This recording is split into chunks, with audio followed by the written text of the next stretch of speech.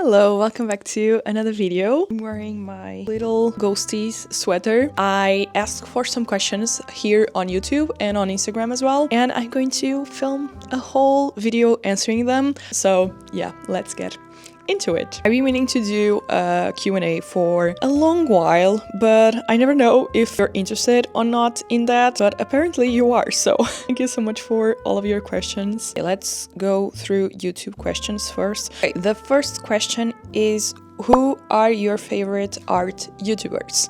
Okay, I'm just going to say the 3 creators that I've been watching more regularly lately. I watch so many art YouTubers and small business owners. One of the reasons that I started a YouTube channel was because I also loved watching them. But the top 3 that I've been watching more regularly for the past maybe 3 months or something, it's definitely Catnip. She is one of my favorite art YouTubers and I have always been, and one of my biggest inspirations. She was the first person that I found on YouTube and made me realize that illustration can actually be a job, so I have everything to thank her for that. Another YouTuber is Yo-Yo the Rice Corpse. I love their videos so much. It's Yo-Yo and I think it's Dave, her partner, that does the videos together because they work together. They have a small business. It's so fun and I feel like their videos are so high quality and they definitely deserve so much more views. And also Monica Khazak, she has a small business in New York and she makes candles, pouches, stickers, like a little bit of everything, I think. And I love her craft fair videos, her market videos. They are such a big inspiration for me. So I think those are the 3 biggest ones and more regular ones that I've been watching. Have you considered allowing others to sell your stuff and promote for you? Regarding the selling for me and selling like my illustrations and licensing them, I don't really have an interest in that right now. It's a whole thing and I'm too scared of art theft and things being misused and all of that, but I do sell wholesale. I have a fair shop. I want to do an upgrade on my wholesale next year, do a catalog, have it on my website as well, but for now you can find my products with a wholesale price on fair. I did, however, found some representatives for my brand last year, but I was super bad with it. I didn't organize myself for that and I sent some stickers and some mail for creators on Instagram and they use my stickers and stuff, and that's definitely something that I want to do again next year. Maybe open some spots and people can join in if they want, and then I'll send the goodies and they take photos for me and all of that. That's something that I want to do next year. A little bit more organized than last time. Now we have 10 questions on the community tab. Okay, let's read them. Thank you so much for doing Vlogmas. It's been so fun to watch along. Thank you. Which income stream brings the most money into your business and it is always the same one every month? I'm going to do a whole video about this. I'm so sorry. I know that I said that I was going to post it during Vlogmas, but you know, I didn't find the time with the pop-up shop markets and all of that. They do change every month, and that's why I think it's so important as a small business to have several income streams. When I do conventions, it's definitely my highest income stream of that month. And then regarding all the income streams, it really depends. Like some months is the shop because I do shop collections and I do shop updates. Sometimes it's YouTube because not only about my if I have more sponsorships or not. So they really depend every single month. Most of the months it's definitely markets and conventions. So that's why I keep doing them and I love them so much. But I'll answer more complete answer once I film that video. What is your favorite product you made so far? I also really enjoy Vlogmas. Thank you for making daily videos. Thank you so much.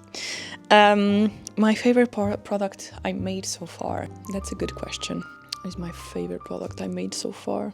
I think the most recent ones might be the new t-shirts. I love how they look and I'm really obsessed with that new collection. I can wait to release it.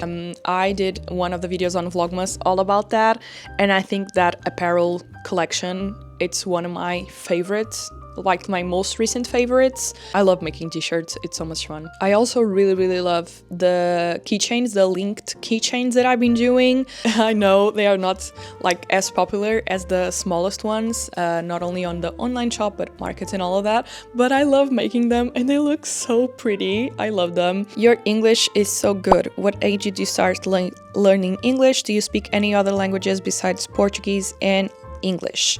I'm only fluent in Portuguese and in English. The age that I started to learn, it was around 7th grade. But to be honest, I didn't learn a lot on my English classes. What I would do is I was obsessed with this.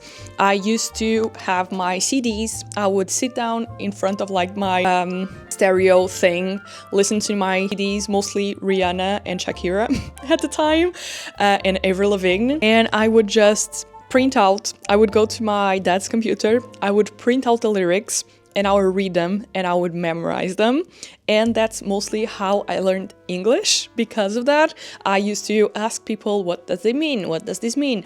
And about like the making of the sentences and stuff, I learned so much from it. Then again, some of the vocabulary, some of the grammar things I learned in school, but I feel like doing that homework and watching movies and try to come up with like the connections between what people were saying and the subtitles made me a lot more fluent, because I know a lot of people that also learned English in school and it was definitely not enough, but I didn't had any outside learning. It's definitely something that I want to improve in the future, because sometimes I feel very stuck on my English, and I don't really know where I'm making my mistakes, and maybe having some classes and having someone to teach me if I'm doing something wrong specifically would improve it a lot. Mostly self-taught, and fluent is definitely Portuguese and English. I can understand Spanish, especially if I read it, and I can understand if Spanish people talk a little bit slower.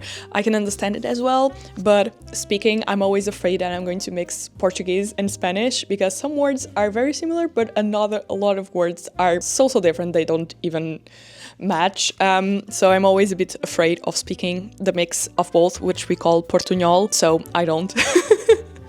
But yeah, fluent is definitely Portuguese and English. What is your favorite type of books to read? Definitely fantasy. I've been trying to get into more of sci-fi. I read last year one sci-fi book from the author of The Martian. What's it called? Oh my god, I forgot. Oh, Project Hail Mary, and I absolutely love it. I'm obsessed. I thought I was not going to enjoy sci-fi, but I'm trying to get into that. I've been loving and also loved fantasy. It has always been my comfort genre of books, but I've been getting into more book clubs and stuff, and I've been trying to expand that. My favorite books from last year was Hello Beautiful, and I don't know, reading about people's lives and all of that, and creating a connection with that. It's also really nice, but fantasy, it's always going to have my heart. Some of my favorite books, it's the His Dark Materials from Philip Pullman.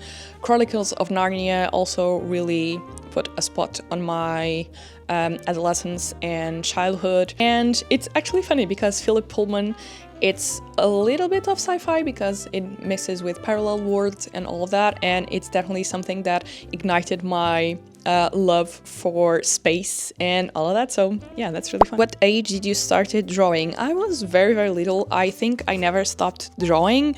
Like, you have that phase where you are a kid and you draw, and then you kind of stop when you get into school. That was something that I never really stopped. I always enjoyed it. One of my favorite gifts that people will give me for Christmas and birthdays were always those kits with a lot of pens and paints and all of that. My dad also did, didn't have any specific scholarship, so he wasn't an architect, but he did draw houses as a job for a while, and also did their own house and all of that. So it was also kind of an artist, and he will always try to implement that as well. So if I would show any interest into art materials and all of that, that would be a gift from him. He will go to Lidl a lot, and one of my favorite canvas, and one of my favorite, like those canvas holder things, and my favorite acrylic pens, my favorite acrylics were all a gift from him. So that part of art and trying new things and all of that was always present in my life. I was a bit afraid of doing this as a job, so I was also thinking going to science in a little tangent and going to veterinary school and all of that. I ended up going to arts and go to design, and yeah, arts has always been part of my life, really. What is your favorite type of food to eat? I'm loving these questions. I just love French fries. Just give me French fries and sushi. French fries and sushi, and I'm happy. And pasta. Pasta with shrimps. Love it. All the carbs. Basically, give me all the carbs that you can and raw fish, and I'll be happy. Where do you find your inspiration? This has been one of those types of questions that I always feel like it's too cliche to answer it, but I do find inspiration on like day-to-day life. I don't know, it's just things that I love or things that I'm enjoying at the moment, or I see something on the street and just sparks a little bit and collection idea, and if I'm more in a routine type of phase, I just go to Pinterest. I love Pinterest, and I see a specific image and that sparks something. Like for my fox collection, at the time I saw a picture of a fox, and then I saw one of those like cozy aesthetic cottagecore life things with jam, and I was like, oh, this can fit together. So just everyday life and things that I see here and there, I think that's what sparks inspiration for me. I know that's very cliche to say and doesn't really help, but yeah, that's where I find most inspiration. Do you ever have help with your markets or other parts of your business? No, I don't.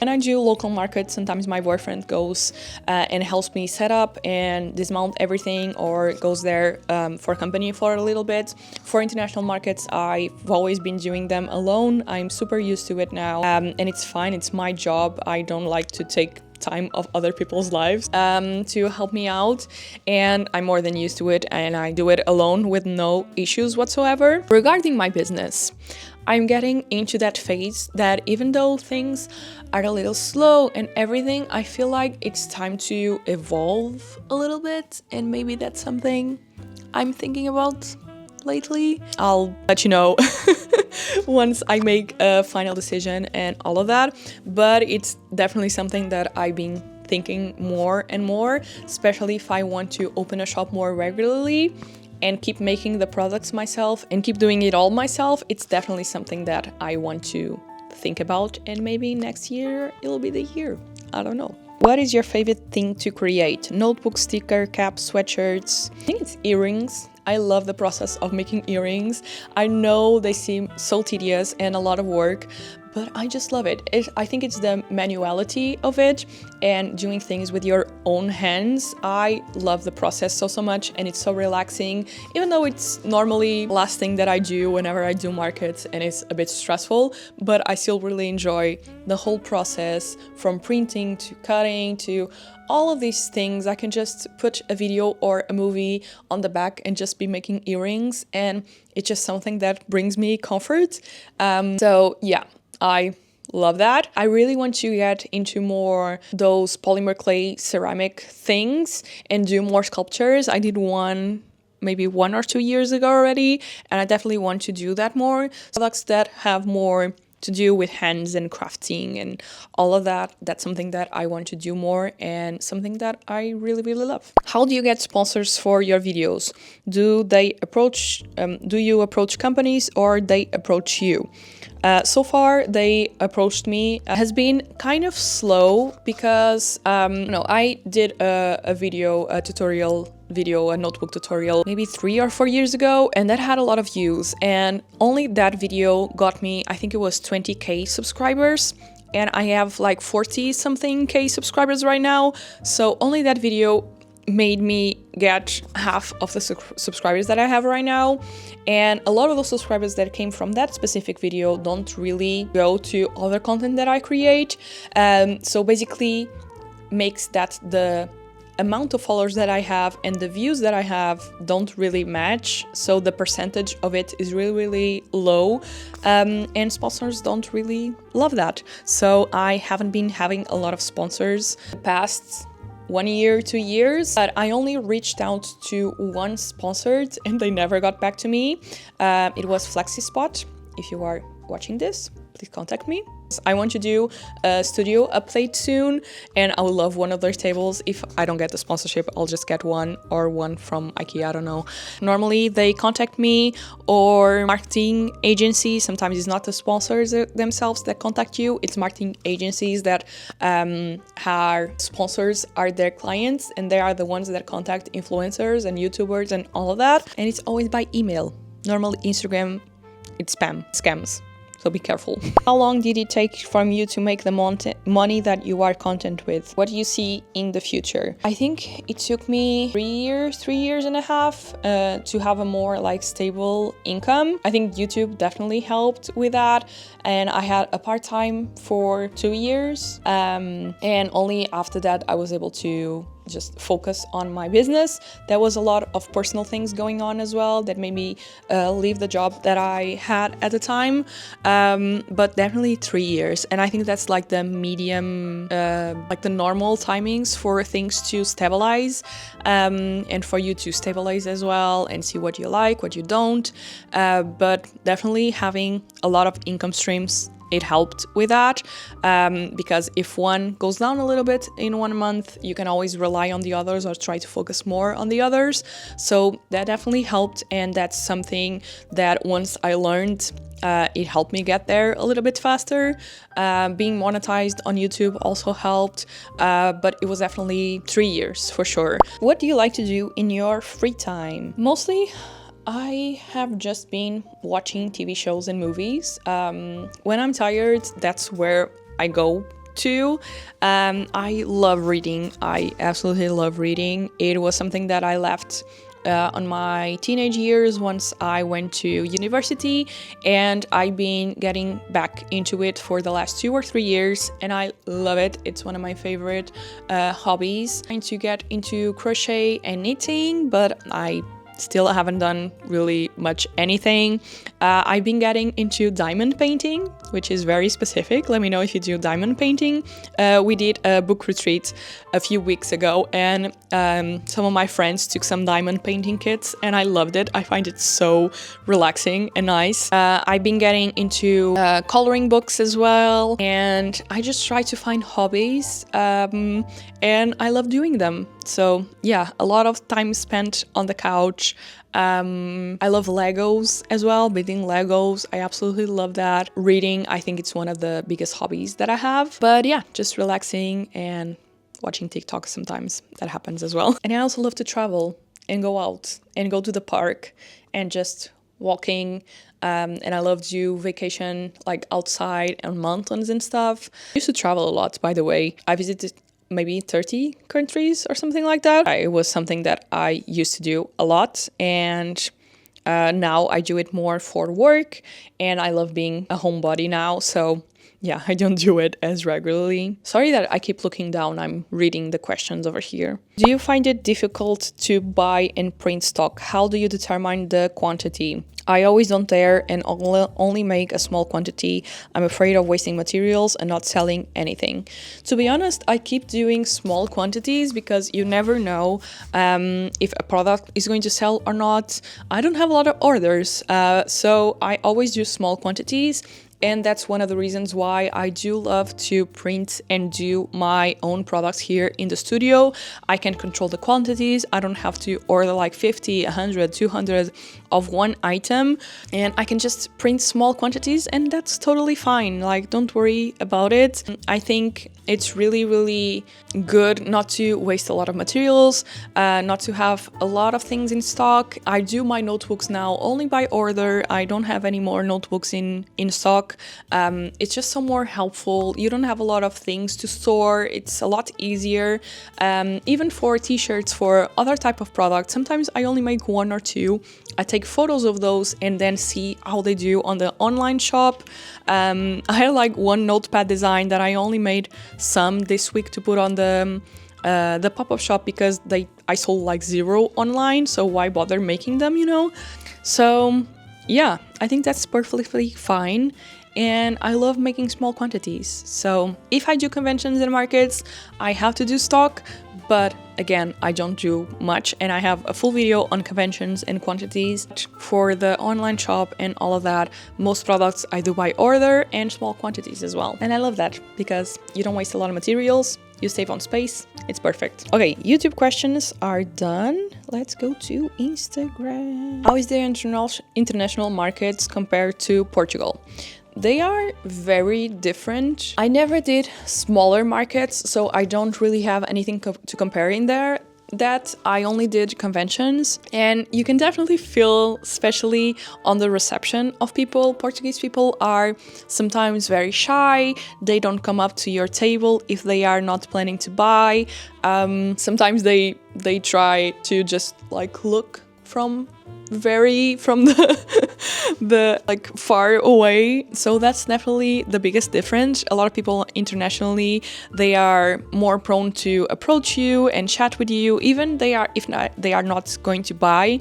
They are a lot less shy on that way, and they just look at your products, they ask for a card, they chat a little bit, and I think that's one of the biggest difference. I think right now it's getting hard everywhere, and money-wise, it's hard everywhere. So before, I used to feel a lot of difference in terms of sales and a lot of that, because people will just get to your table, get interested in something and get it right away.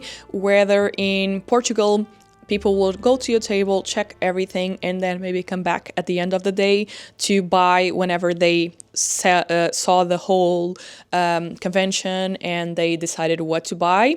And that's something that now internationally starts to happen as well, whether before people just get it immediately. And the values of the sales are a lot bigger. You sell a little bit more because there's also more people. So it can be a big difference, but only in certain markets, because I've done some conventions that I did exactly the same or even less that I do in Portugal. So it really depends. I don't really know about smaller markets. So yeah, I can't really compare with that, but at least with conventions, you can feel a bit of a difference. How do you find fairs or markets to go to? Before, I only used to do smaller markets here in Portugal. I used to do them in Lisbon, in Porto, and what I would do is I would just search on Instagram, market Lisbon, and then see if any accounts with those names would appear, or try to look for on the search thing or something. If an artist would sell, I would watch their stories and they were doing a market or a convention. I would save the name of that market and convention, and if I was really in between if I should do it or not, I would send them a message, say, hi, I saw that you were in here. Is it really worth it for you? Do you think it's a good market? I think chatting with people and making a list of all the markets and conventions that you see other artists do, it's always good to have like a little list of things to go through. To do conventions, I started to chat a lot with Chantal from Artes of Dos, my friend from the Netherlands.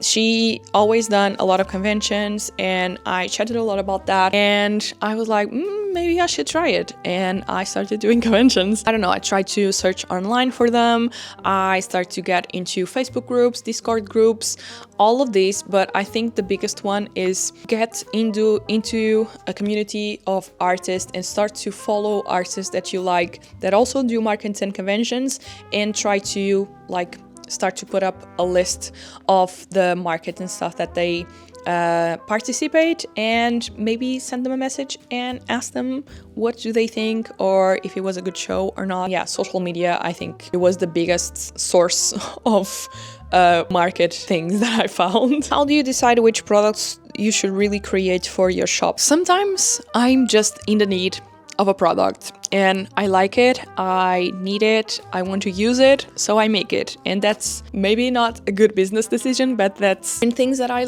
enjoy. I love sweatshirts, I love t-shirts, I love t-shirts with prints, so I wanted to make them.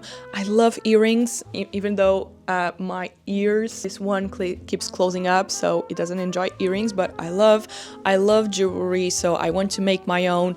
I love phone charms, so I made my own. I wanted pop sockets, so I made some pop sockets. I'm loving to get into those more necessity products and products that people can use, and the ideas just come from my own necessity sometimes, or I know that people are enjoying a type of product, or I try to also do products that I would use and that I would love. And if they don't sell, at least I can use them. So regarding manufacturing, it's a bit tricky because you have to order quantities and all of that, but I always try to, like for the pop sockets, they had a minimum quantity of 50, but I talked to the manufacturer and I was like, can it be 50, but can I do like 4 designs in those 50, so I don't order just one design and try it out.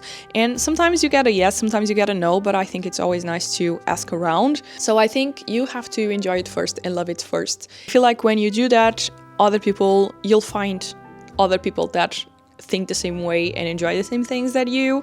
I'm sorry if this is like a very broad answer to your question, but I don't have like a right and a very strict way of doing products. It's mostly things that I enjoy myself. Best sellers on markets versus best sellers on website. Website, it's definitely sticker sheets, which is also some of the best sellers on markets. Sticker sheets, washi tapes, stationery items. I think those are the ones that I sell the most on the online shop. And then for markets, it's definitely apparel, t-shirts, socks, keychains, which is something that I don't sell a lot on the online shop, but it's something that I sell really well.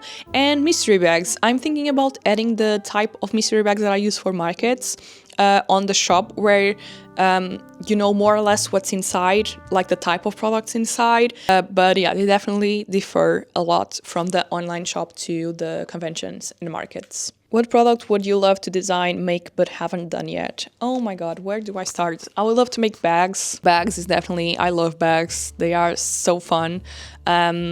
Like I have one from Just Was Here, which is a capybara. I love it. I have the one from Apple Cheeks. I love that as well. It's so fun. I would love to do, and the person that asked this question, we actually already chatted about this. I would love to do one of those like cozy hoodies, like very fluffy ones, you know? I have one and I live in it during winter, so I would absolutely love to do that. And a little hint that might come next year on a Kickstarter, pajamas. Just going to leave this out there. So many things that I would love to do, but yeah, I'm definitely trying to get more into Kickstarter, search into that so I can do some products that I would love to do, but have a lot of like a big investment upfront. I would love to do plushies. Oh my god, so many things. I love everything fluffy and nice. But yeah, I think those are like on the top of priorities and things that I would love to try out. So yeah, maybe someday. Business expanding plans for 2025. I think I might do an entire video on this, so yeah, stay tuned for that for January. What is the most useful and important machine in your art studio? Which one should be bought first? Oh, this is an interesting one. The first one that I bought was the cutter, the thing that I have right there, not the big one, like the smaller one. Then I got my Silhouette secondhand, and it still works perfectly. It was super cheap, made a big difference. I started to do sticker sheets, which is something that I always wanted to do, and that just opened the doors for a lot of my products. I think a Silhouette, because even before getting my printer, I got my Silhouette. I would still print things outside with the registration marks, and then just put them on my Silhouette. When the pandemic hit, I got my printers because I couldn't leave the house to get things printed. So that's when I moved to a printer and do all the process myself. But I used to print things outside, my notebook covers, my sticker sheets, my stickers. I used to print them and then just send them to cut on a Silhouette. So I think that is one of the biggest ones for me, and also my big paper cutter. That was one of the reasons that I started to do notebooks and started to do notepads, and that just pushed my business a little bit forward. But right now they are so expensive. At the time they cost me like 80 euros, I think, and now they cost like 300, which is absolutely insane. Definitely maybe a silhouette and a printer. I think they are so nice, especially if you want to do the stock for yourself. If you want to do small quantities, they are so helpful. I laughed when I got this question, which is, which items from your shop would you give to your country's president and why? And I immediately talked about this, and I'm the person that laughs at their own jokes, and I immediately thought about a pop socket because they need to get a grip. It's sad. We have to laugh to not cry, okay? Okay, this one is in Portuguese, but I'm going to translate it. If you started your business today, what would you change? I actually filmed a whole video about this very recently, so I'm going to leave a link down below. But one of the biggest things, it's not be so afraid to take risks. Of course, not put into, not get into depth and all of that, like, be careful with that, but also if opportunities arise and if you see things happening, just take the risk. And I'm a bit sad that I didn't do it in the past when I had those opportunities, because I was so afraid of things growing and getting out of control. So I think that was definitely a big one, and that's something that I want to be more bold in the future, is to take more risks and more open to when opportunities arise. But I'm going to leave the whole video of, I think it was the 10 things that I would do differently if I would start a business today. So I'm going to leave that in the description. Okay, we're getting into the last 2 questions. How do you run the business side of things? Very badly. I'm not organized. I may look organized, but I'm not. Sometimes it's a struggle. I'm not going to lie. It's a lot. It's a lot of things that you have to do yourself, but things get done either way. And maybe a bit hard, but they still get done. How did you start your website? So I used to only use Etsy when I was starting out, and I think that's still one of the greatest options for you when you are starting out, because you pay a lot of fees, of course, and you pay the fee of adding the product to your shop, but you don't really have a fixed month payment to do to Etsy. You only pay when you sell. So if you get your website, you'll have to pay annually or monthly, and that's already an expense when you don't know if you're going to sell or not, and how long is going to be until you start selling, because sometimes it takes a while. It took me 1.5 years, 2 years to have like monthly sales. So yeah, it's going to take a little bit, and don't be discouraged from it. And I think this is going to be also answering the last question, is what's the best advice for people who want to start a business? I think the biggest thing is to get discouraged, especially when you start to compare yourself with people online. That's the biggest thing. So to really take your time with things. Everyone's timing is going to be different. Someone is going to go viral and exponential, make the business grow a lot faster. Some people will be slower, and it's going to take a couple of years. Some people is going to be in weeks or days or months, because they are better at social media and marketing and all of that. So I think it will really depend.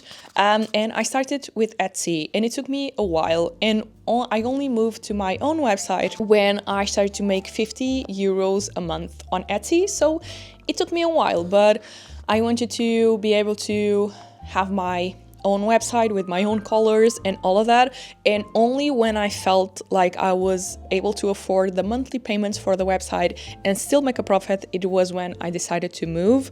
You can do it earlier if you can afford, if you have like other types of incomes that can support that.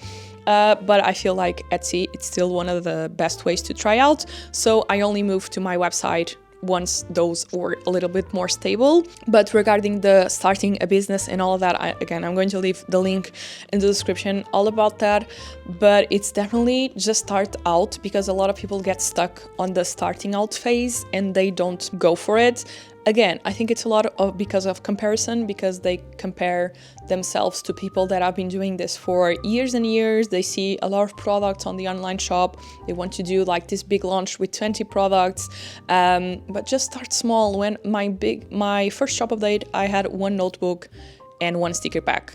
That was it. And now I have a bunch of other products. So how you start and the amount of things that you start with don't determine how your business is going to grow over time, and things will evolve at their own pace, and you'll get there over time. So try not to overthink it, try not to analyze, and just go for it. Either way, start simple and try not to get discouraged when things take a while. I cried a lot.